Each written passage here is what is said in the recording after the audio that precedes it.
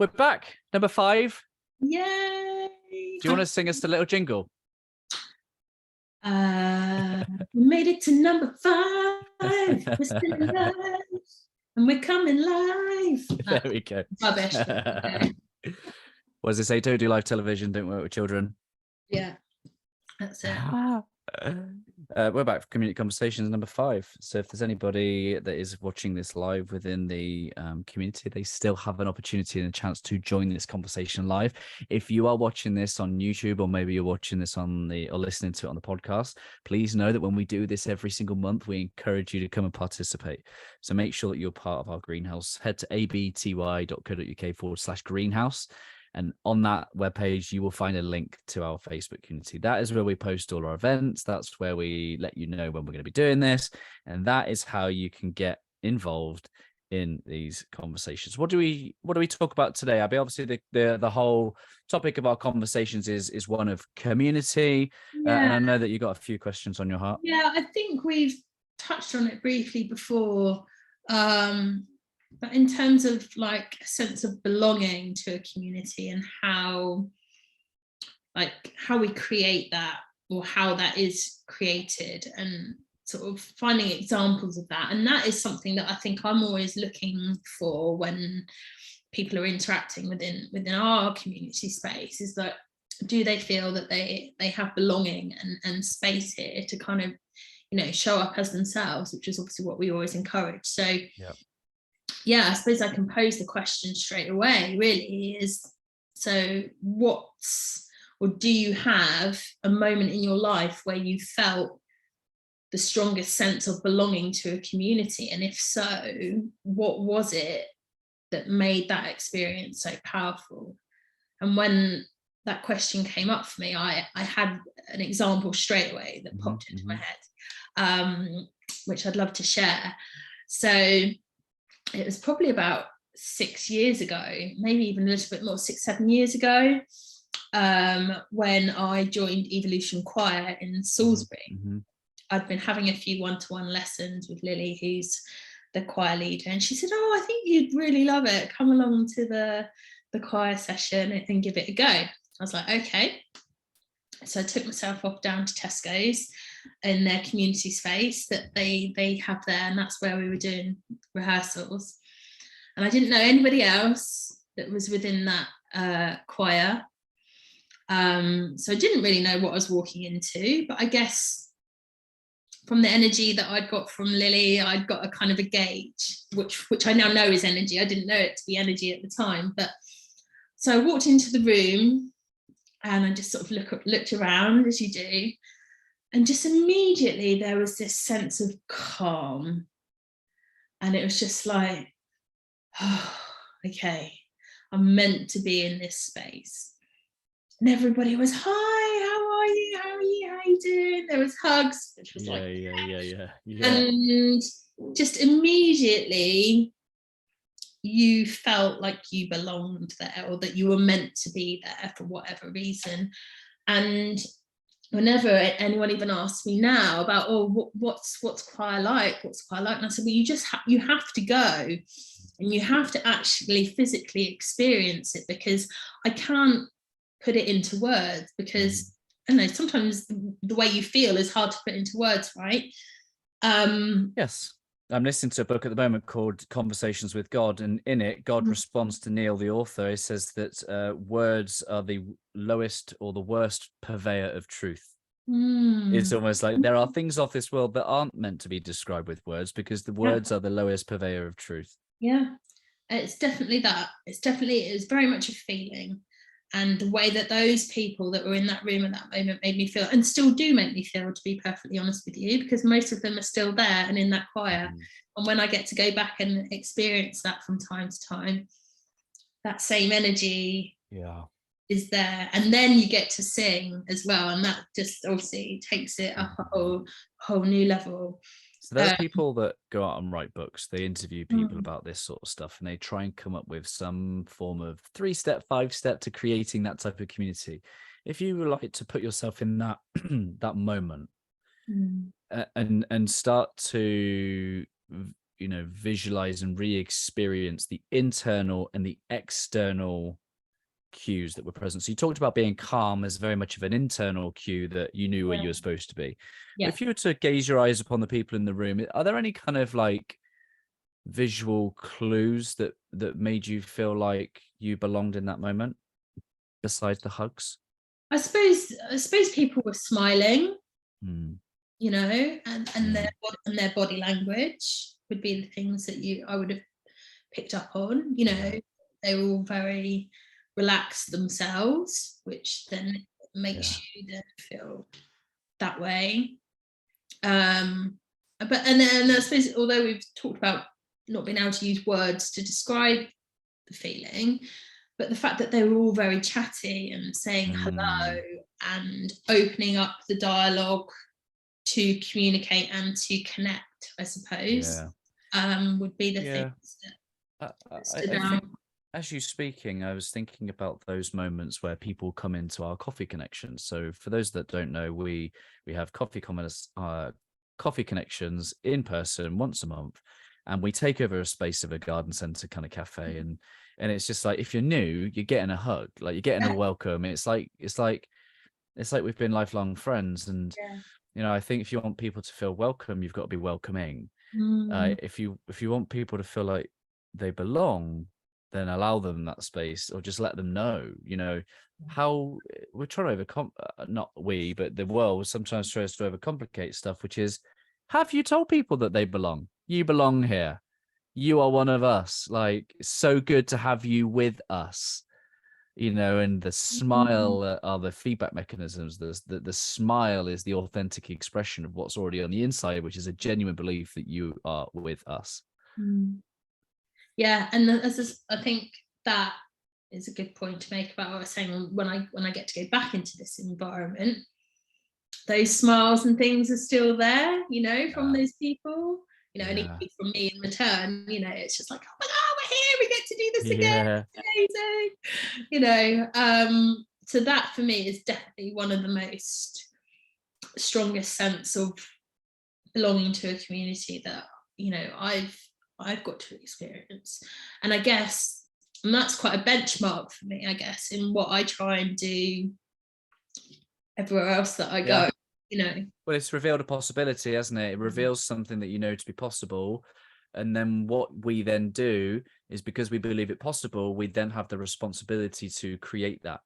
If we know it's possible, there's a gap between what we're doing and what we could be doing. And that's for me leadership, and that's for us kind of our soul's heart work and highest expression, is if we know we can do those things and we're not doing those things, well, that's the call on our heart, is to bring our highest vision for what we're capable of. I think for me as well, it was a realization with that same group that I had recently, that actually, before I considered what like a healing journey experience was, that was actually the start of it, even like back then. So I think, again, similarly, like you're saying, knowing that and having that information now, that insight, I think if more people can experience that, what more wonderful things are gonna happen for people, or for groups of people, When you ask that question, so the question is, what's a moment in your life when you felt strongest sense of belonging to a community, and what made that experience so powerful? Well, my first example went to a moment where I observed the community rather than being part of it, and sadly, it was Steph's funeral. Okay. So Steph was the the best friend of our great friend Bethan, who was on the podcast last year, and sadly, Steph lost her life in a motorcycle accident. And to support Bethan, I went to the funeral, and like, whatever is said about the biking community, I saw a completely different side of it on that day. I saw an incredible display of community, comradeship, of honor. Like, it was both tribal, physical, sensory, like hundreds of bikes, all people in this kind of like formation. The noise was just overwhelming. Like, the roar of the engines was just rattling through my heart. You then had the emotion on display, which for me is a visual thing that there's clearly some care here. You know, grown men, biker men, you know, traditionally not the, you know, the emotional type, grown men in their leathers shedding tears over the tragic death of a young female within their tribe. You know, even worse, you know, a more vulnerable member of the community, should we say. And it was just incredibly powerful in the way that they all came around for each other, the way that they were just in arms of each other, like during the service. And then the motorbike salute that they gave her as well. Like, honestly, there was just something tribal and sensory. So I'm kind of unpicking some of my observations around what is it really that makes a community? Is it and I think it's all of it. It's both this is what we like to do together. This is what bonds us, despite our physical differences. And then you had the display of care. And then there was some form of like uniform or kind of things that made us look similar.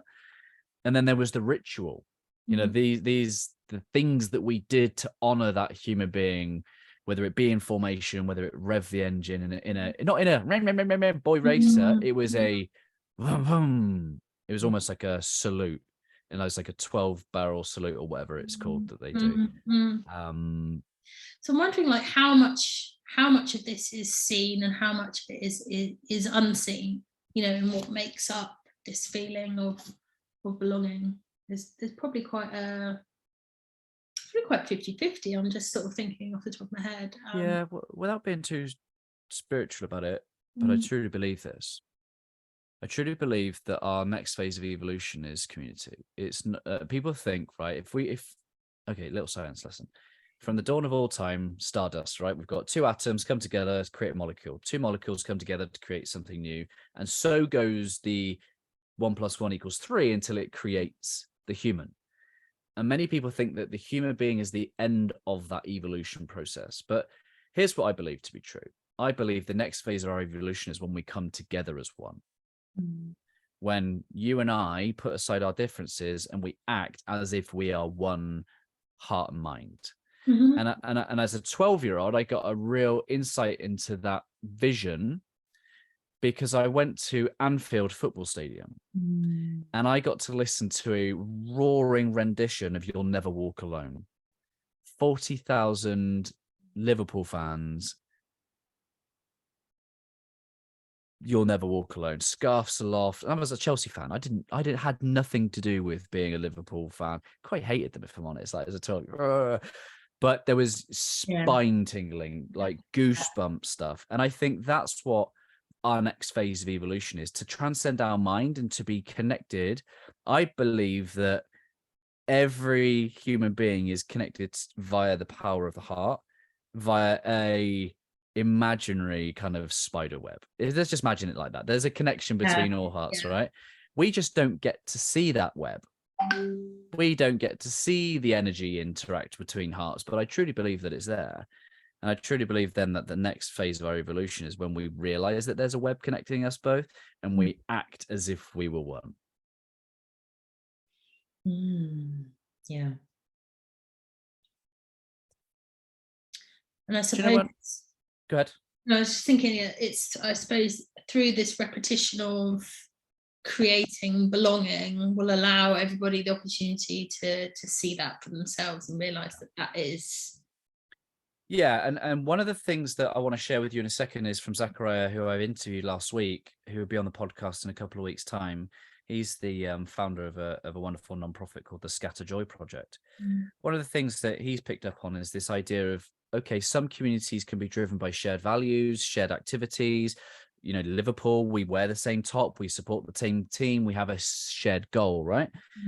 But some of the other communities, that particularly with the Master Heart and Mind that we're part of, it's not even about necessarily a shared goal, but actually the feeling of belonging comes from not just what I can contribute, but sometimes my shadows, sometimes the weakness and the flaw and the bits that I wish none of us was able to see. Because if I'm honest, I didn't feel like I belonged too much in the police because it didn't accept, say, some of my flaws, some of my weaknesses, some of my less desirable behaviors. And it makes you feel like you self-censor. It makes you feel like you can't be your fullest expression, which isn't love. And that isn't, because John D. Martini said that the purpose of love is authenticity, not happiness, but authenticity. So when we're trying to create belonging in a community, if we truly love, irrespective of whether you wear blue or red, if we create love, then the result becomes your authenticity, your freedom of expression, not based on what you can just perform or contribute and all that you're good at. And I think that's what belonging feels like in a community, is that we put aside our differences. And Zachariah says it wonderfully. Shall I share it? Yes, please. All right. Let me try and do share sound. Do not judge how many tabs I have open. Okay, can you see that? Yes. There we go. All right. Here's a clip from Zachariah Thompson, founder of Scattered Joy Project. Usually community, when we think about community, we do a lot of like community focused work within the mental health nonprofit with Scattered Joy. Like our last 2 mental health awareness themes have been community over everything and strength in numbers. It's not like you're enough or like all these like trendy like mental health terms. It's like it's about community. Yeah. And so what we mean by that is like usually when we think about connection and community, we think about common bonds. And yes, that's like great. Like it's amazing to say like, oh, we love the same football club, or oh, we love the same food, or oh, we celebrate the same holidays. Like we believe in the same God, and like that forms bonds. But I think right now we need to move past like community only being about bonds. It needs to be about bridges. What do you think about that? What comes to your heart and mind? Move beyond bonds and be about bridges. I just think initially that took me straight back to the soup kitchen. Yeah. And the opportunities that it would give other members of our community to feel and experience belonging if we were to, extend those bridges more and invite them in, you know. So for those of our non-English audience that may be unfamiliar with the soup kitchen, can you just describe a bit about what it is and what you ended up doing? Yeah, so a soup kitchen is somewhere where our homeless friends or people that are struggling can go to get some food if they need to of an evening within our local area. And during the pandemic, I was very keen to give back in some way that I could. And I love feeding people. So I put the 2 and 2 together and just started showing up at my local soup kitchen and started making sort of connections with people, just having conversations, just being somebody that they could talk to. You know, I wasn't always necessarily even handing out food. I just would show up and just be there if they needed someone to talk to.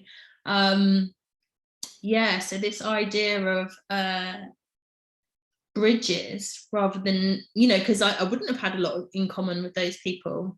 Yeah. Absolutely not. I can hold my hands up and say that. But what we did have in common was that we both wanted a sense of belonging somewhere, and we both needed someone to talk to see us, to hear us, to love us. And so you walked across the bridge and met each other in the middle. Yeah. Do you think that there was a vulnerability to meeting in the middle? Like, obviously, clearly you've run halfway across the bridge and said, come on, it's safe. Like, because that's the type of person you are. But I mean, was everybody as willing to meet you halfway across that bridge? No, not at all. And I understand that completely, because there is going to be fear kicking around in there for a lot of people. That's one particular example that I was thinking about. Of the guy that opened up to me, or the guy that introduced me at that time? The guy that opened up after a period of time of you showing up. Yeah, so I kept going and going, and there was one guy who would never really engage, but I'd always speak to him, say hello, smile. And then one week I showed up and there was a group of people there that were dealing with handing out the food and this, that, and the other. And they were a little bit abrupt with me. And they're like, well, who are you? Why are you showing up? Yeah. And he just goes, oh, this guy who hadn't really said anything up until this point, he said, well, this is Abbie. She just comes and she says hello to us, and she shows up and she brings us things and we have a chat and this, that, and the other. And that was the moment for me that made me realize that, you know, it was these little gestures of opening up these bridges now, which I think we'll call them, to allow these people to see that there is opportunity to belong and to be seen and be heard and show up as you are. And yeah. So I love the story of that. Thank you for sharing that. And thank you for being the example of love that this community needed. And I think, because sometimes we're trying to draw out the lessons here, there's a word that I've written down as you were speaking, which is about consistency. And then you ask your question, well, what is it that you were consistent with? And I think the experience that gentleman had of you was that you were consistent with who you say you are. That's what builds trust, you know, because it's like, how do we know that the dog's not going to bite us? Well, we consistently go and see that it doesn't bite us, and then we see that we get an understanding of who it is and how it behaves and how it operates, and then we feel, okay, now I can entertain that risk. I think that's the same with belonging in a community, is that through our consistency, we show who we say we are, meaning that those people who are looking and observing can have a degree of trust that we are who we say we are, and do what then is vulnerable, which is then to reach out a hand, because it is vulnerable to rely on the help and support and connection of another. 100%. Because who was I in amongst all of everything that was going on for them? You could have been another person to let them down. Yeah, 100%. Yeah, why put any kind of faith in me that I'm there to do anything different? Consistency is an expression of our authenticity leading to trust. And it's that then, isn't it? By showing up, by being the presence of love, by being true to who we say we are, we demonstrate that as a living example, not just with words, but with actions. Love is action. And then we slowly build up that trust, and people feel like they can come with. And I guess any kind of like message to any in a similar position to us that is building in a community or wants to start one, is this stuff like our good friend Jonathan Darling talks about micro moments, and this stuff is built on series of many moments that over time stack up. Like you gotta be patient with this stuff and just make the deposits. Yeah, definitely that. If I have to admit not of being as consistent of late, but but I know they. I think you have, yeah. But you've been consistently, because here's what I know about you: wherever you go, there you are. All right. Yeah. And you are Abbie wherever you go, which is why you're having an impact in a different community. You've just imagine it's like Theme Hospital, right? I've just picked up Abbie and I've put her in a different place. Like, so I challenge the use of the words inconsistent. I just think you're consistent, but you're in a different community. You've placed yourself somewhere different. Yes. Would that be fair? Yeah, I think that would be fair. And that's brought me back to thinking about, well, I know now that they have somewhere to go. We set that up. They now have somewhere to go every week for a hot sit-down meal in a warm, comfortable building where they get to meet people and have conversation. And so I am at peace that is happening for them, which is wonderful. And but it wouldn't have happened, and those people wouldn't have come along had I not started in that space of just showing up in the car park. 100%. Being the example of love in the community. One of the things we've talked about here is being a bridge, and I feel like the early days of COVID, when we're all in that kind of no idea what's happening, no idea what, there was a desire to have a but once we've got past the bit of punching each other in the face over a toilet roll, but the whole clapping on a Thursday night, the whole there was a desire for more bridges and community, I feel, at that time, because we were going through something unusual. And I think sometimes the enemy and the barrier to community is busyness, disconnection. I think there's like the understanding as well that like you are not the only person going through something. Like everybody is going through something, and it doesn't have to be the same thing, but you can still be of support and of assistance, I think, as well. What's the second question that you wanted to pose? Well, it was just to imagine a world without any communities, and so then how different would your life be, and what sort of aspects of a community do you think you would miss the most? Yeah, our good friend Kat Moore, director of belonging at University of Southern California, she said that we even come to life tethered to another human being. We're born to be in relationship. We're born to be in community. So the opposite of being in community is well, the punishment used to be you send out into exile, because that would inevitably mean you're banished from the tribe. That would certainly give you death. You no longer gain access to the resources and the support and the protection of the tribe. So I think it's that important. But we've only got to look as far as places like online, or maybe cities is probably a better example. Yes, there'll be pockets of community wherever you go within the city, but I think what the world is trying to do is promote self. You know, we're in the selfie culture, right? Self-love, selfie, everything's about self. There's nothing about we and us, which means that we're so busy building lives around our career, our financial status, our worth, our this, our self-love and healing, and it's missing a very important ingredient, is that we do that best in community. Our heart work is what it is because there's someone in the world that needs it. We then get healing by experiencing the heart work of other people. We learn about ourselves in relationships. So it just misses the fundamental, I think, purpose of life, which is to journey with other human beings to experience this life rather than acquiring more stuff in the pursuit of self-promotion and self-advancement. Yeah, I think I'd rather acquire people. if that's to be You're my people. You're my people. Come be my people. Yeah. No, it was always the way, wasn't it? Like I don't even have to think that far back, just even to my own grandparents. You know, time that I spent with them, they were busy, they were working, but they still had time for us. But the things that we learned were like, we learned life skills from them. You know, we were out in the garden planting and digging up the vegetables.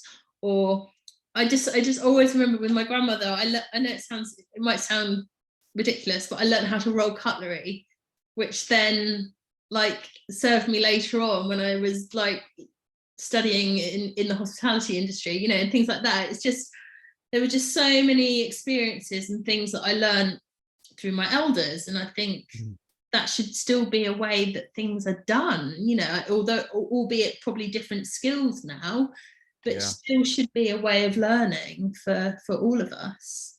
Well, exactly. So family being another example of community. So Dr. Gordon Neufeld talked about how the family is a natural system of cascading care.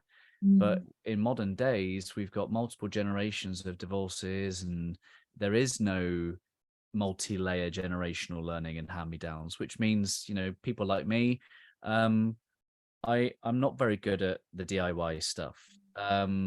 You know, fortunately we've had like my nan around and stuff like that. So the idea of like good food and roast dinners and community is not something that we miss, but there's definitely an exchange. You know, my grandfather was a woodwork teacher. Right. I couldn't do anything with my hands to do with woodwork. Do you know what I mean? So there's a failure there in that hierarchy because that hasn't been passed down. But we should have done, right? I say should have loosely. I don't believe in the word should, but in a system that has all it needs and it just has to hand it down, well, that didn't happen. That transfer didn't happen, and therefore you've got the new generation that is without. And there was a wonderful clip I shared in the community, I think, a couple of weeks ago, which is it's not about what you leave behind, it's what you leave within. And that really does guide me. It's about how much are we as communities not leaving behind for each other, but leaving within each other. Yeah, that's lovely.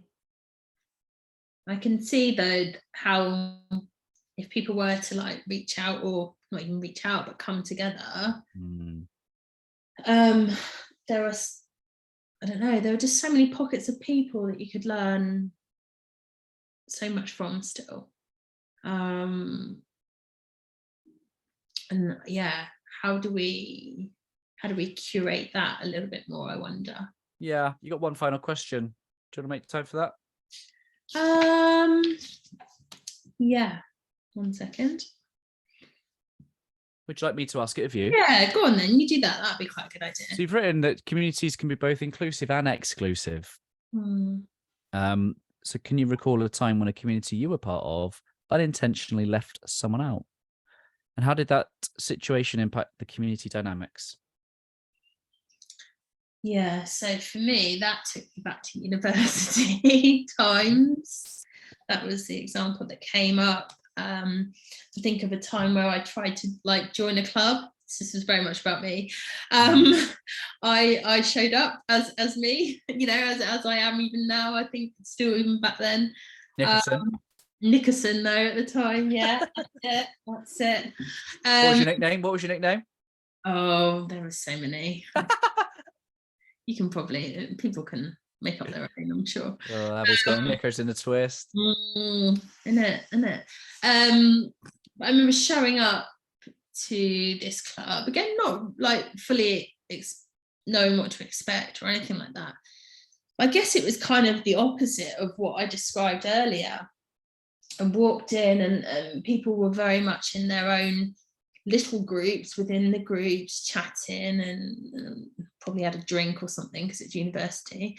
And I didn't know where to put myself, and I don't often feel like that in life in general, but I really didn't know where to put myself, and I tried to seek out the person who was sort of organising, running the club, and I found them and I sort of asked some questions, and they're like, yeah, just, you know, mingle, take a seat, you know. There was nothing really encouraging to get me to want to be there or join in or anything like that. I didn't go back, as you might imagine, because so many of my needs in that moment were not met. I was not seen, I was not heard, I was not made to feel like I was meant to be there, or that they even wanted me there, or needed me there to participate or whatever. So that was very much an experience where they got their people, so they thought, although they were looking for other people, they didn't want anyone else to be part of their club. And yeah, it felt horrible. I'm being perfectly honest with you. And that was an example of where I felt like it was being very exclusive, you know. Sure. And then it made me realise afterwards, actually, they probably weren't the kind of people that I'd want to hang around with. Anyway, but so all in all, it's a good thing then, isn't it? So in a way, yeah. Well, if as long as it leads you to revealing who you people are, then and this is the whole conversations with God stuff, where like Neil's journaling with God, saying, "Oh, even the bad stuff's good," and so, "Oh yeah," because like you know how it's polarity. How are you supposed to know where you are when you do belong if you don't know where you don't belong? Yeah. One of the things that kind of came up to me when you were talking is life languages. So you and I share a life language, and if anybody's curious, go to abty.co.uk/gift, do your free mini life language profile. It'll give you insights into how you communicate with yourself and others. And you and I share a lead language, which ultimately is asking a subconscious question. We are looking for signals from everyone around us as to whether they care or not. We're going to look with our eyes, we're going to listen with our ears, and if we don't see it and hear it, we're going to assume what, Abbie?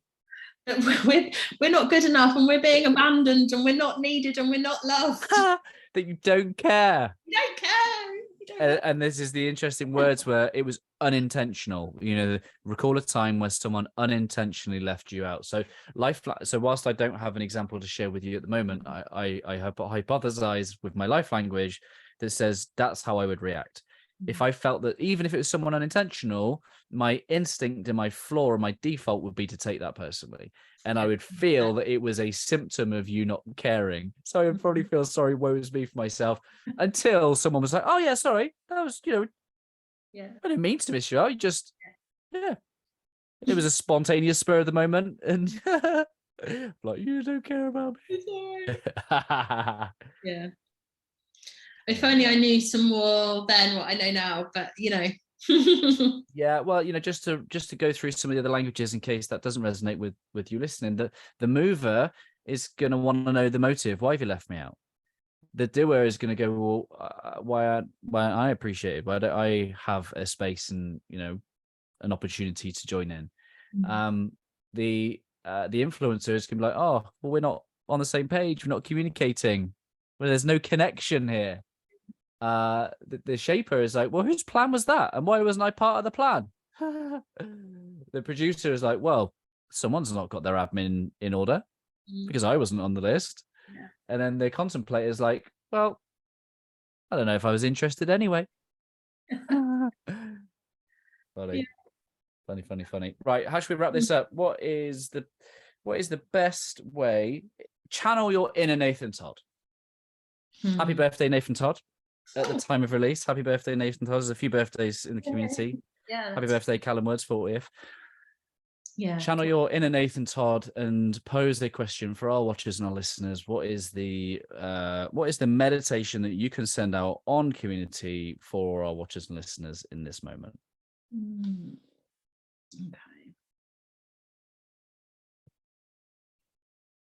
Okay. If you are to go out and build a bridge, what would that look like? What would you offer? What would you offer out on your bridge for someone to come and meet you halfway? Beautiful. Same time next month. Yeah, that'd be amazing. If you enjoyed being part of this conversation, please, if you've got any questions, do feel free to either DM on Instagram at Always Better Than Yesterday UK. You can respond to either of us, or you can email, which is podcast@abty, or you can respond to this if you're on YouTube. And come and get involved. Head to abty.co.uk/greenhouse. Come be part of our greenhouse. Come and spend time with our Always Better Than Yesterday community. We can talk about community all that we want, but sometimes the more that we talk about it, the less we understand. And I know that when you come and have a heart experience, it will be worth more than 1,000 words. So that's our invitation, isn't it? Yeah, absolutely. It's always in it to be experienced. And yes, there will be hugs, always. Virtual or real. Yeah, absolutely. Nice one. Until next time, guys. Peace and love.